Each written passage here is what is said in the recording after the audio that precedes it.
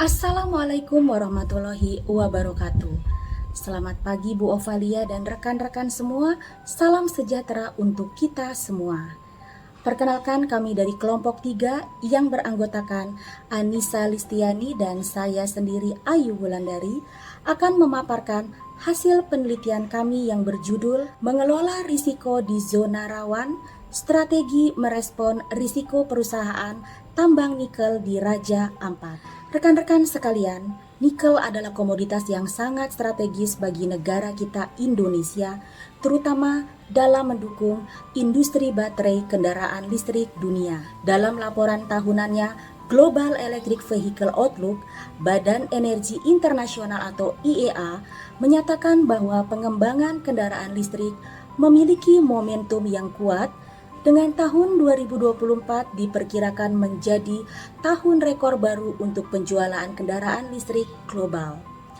IEA juga melaporkan penjualan mobil listrik akan mencapai 17 juta unit pada 2024, naik 20% dari 14 juta unit yang terjual pada 2023.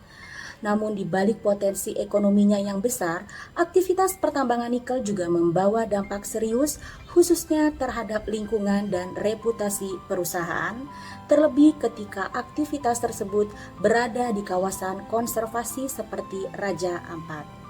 Rekan-rekan, Raja Ampat sendiri telah ditetapkan sebagai UNESCO Global Geopark pada tahun 2023, sebuah kawasan keanekaragaman hayati laut yang luar biasa, namun juga sangat rentan terhadap dampak kerusakan lingkungan akibat eksploitasi sumber daya alam termasuk pertambangan nikel.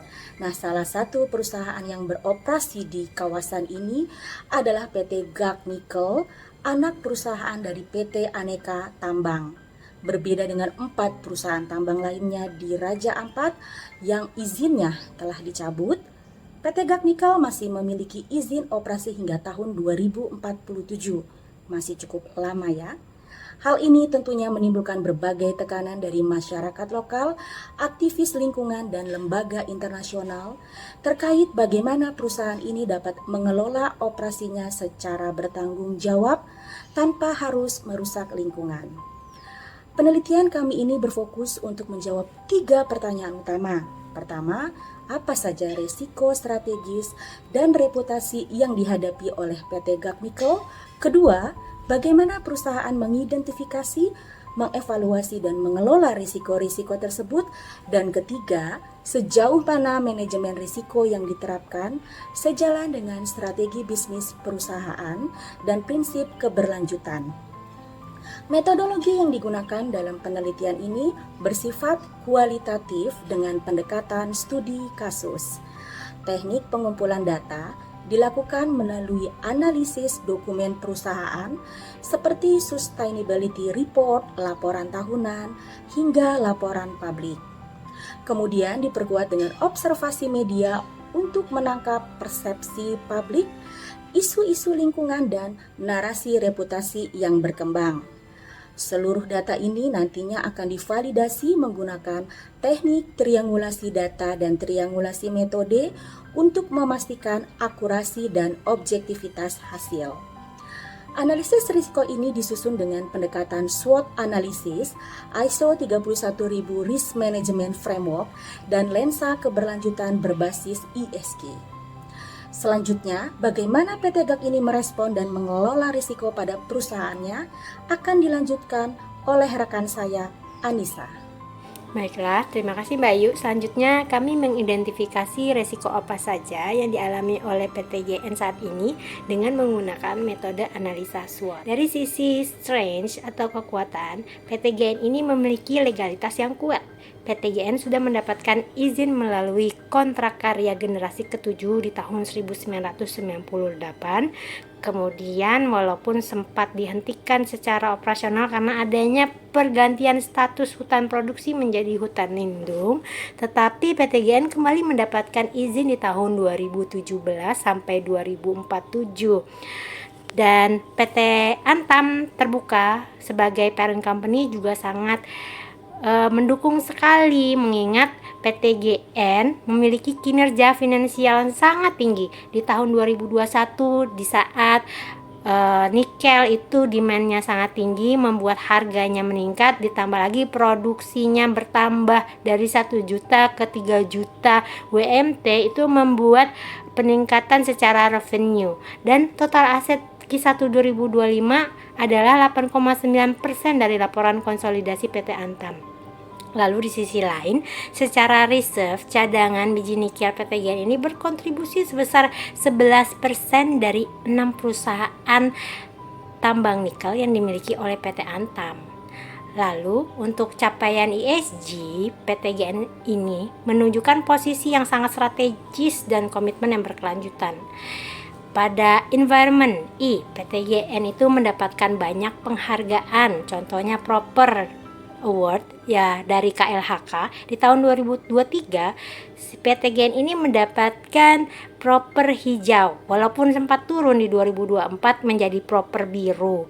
Kami menjadikan penurunan prestasi ini sebagai risiko pertama karena penurunan prestasi pengelolaan lingkungan. Selain itu, di tahun 2023-2024 PTGN ini mendapatkan Award Good Mining Practice dari ESDM. Kategorinya juga sesuai yaitu pengelolaan lingkungan. Pada sosial PTGN ini mendapatkan penghargaan Tamasya Award di tahun 2024 untuk kategori peningkatan pendapatan real atau pekerjaan.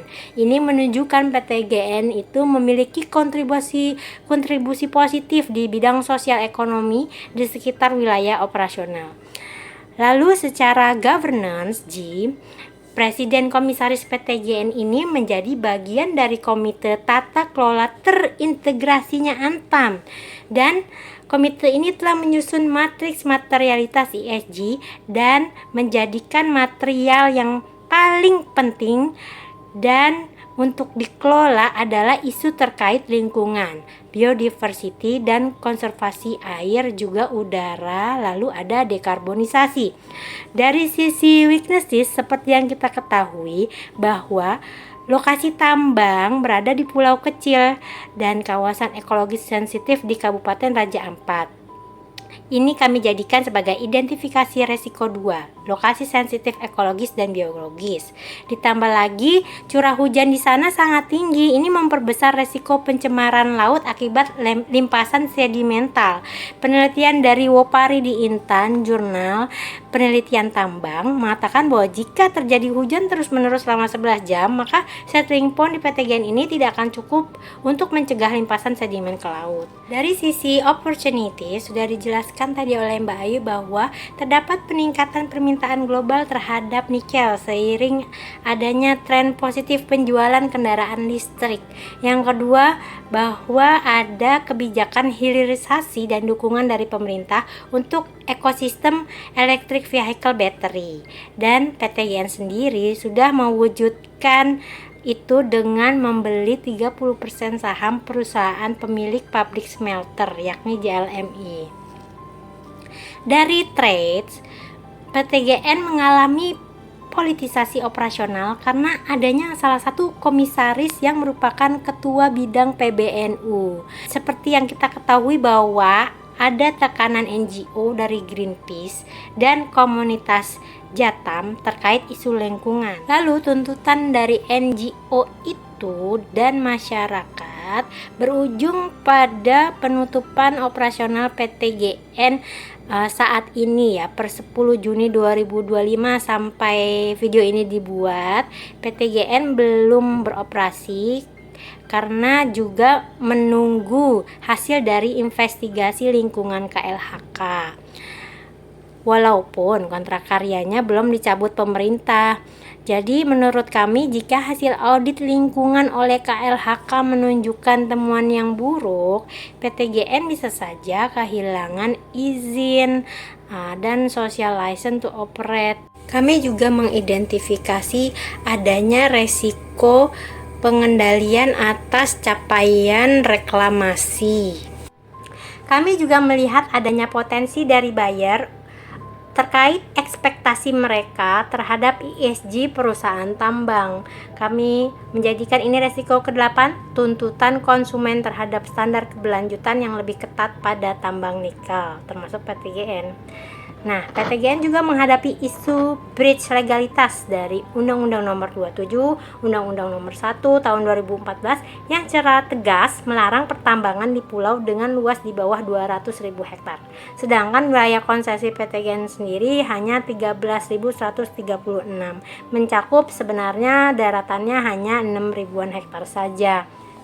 Setelah melakukan identifikasi resiko, kami melakukan evaluasi resiko untuk menentukan tingkat keparahan dari resiko itu dan seharusnya siapa sih yang harus mengelolanya atau risk owner-nya. Jadi untuk penurunan prestasi lingkungan, kami menilai bahwa tingkat resikonya adalah medium dan yang bisa memitigasi resiko ini adalah divisi lingkungan. Yang kedua, mengenai lokasi ekologis yang sensitif, karena ini adalah inherent risk mengenai lokasi yang ada, itu sifatnya sudah kritikal dan harus ada kolaborasi antara divisi lingkungan dan external affairs. Yang ketiga, mengenai pencemaran laut dan biota, menurut kami ini juga kritikal, perlu ada kolaborasi antara perencanaan tambang dan divisi eksternal. Untuk politisasi operasional perusahaan, itu tingkatan resikonya high, perlu dikelola oleh external affairs. Lalu selanjutnya untuk tekanan NGO soal pulau kecil, perlu dikelola oleh external affairs dan berkolaborasi dengan legal. Selanjutnya untuk hasil audit KLHK yang buruk, itu sudah sangat kritikal sekali karena berpengaruh pada izin operasional perusahaan, maka perlu ada kolaborasi divisi lingkungan dan legal. Selanjutnya untuk gagal kontrol reklamasi, itu juga perlu dimitigasi oleh divisi lingkungan. Sedangkan tuntutan konsumen soal ESG ini perlu dikelola oleh divisi marketing karena terkait dengan konsumen.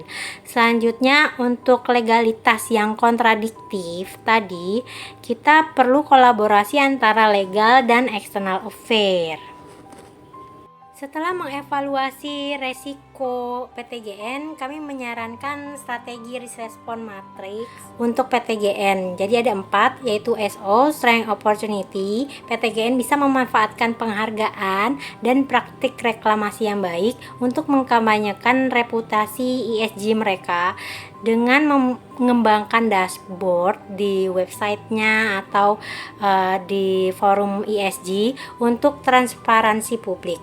Lalu yang kedua ST, Strength and Trade. PTGN juga bisa membentuk tim hukum legal task force dan dokumentasi manfaat reklamasi berbasis studi ilmiah, juga menyusun white paper untuk memperkuat dasar hukum kontrak karyanya sebagai leg spesialis. Lalu untuk strategi WO, Weakness and Opportunity, PTGN bisa melakukan pemetaan komunitas masyarakat, membentuk forum dialog multipihak, juga melibatkan akademisi dan LSM dalam advokasi lingkungan dan mengedukasi publik.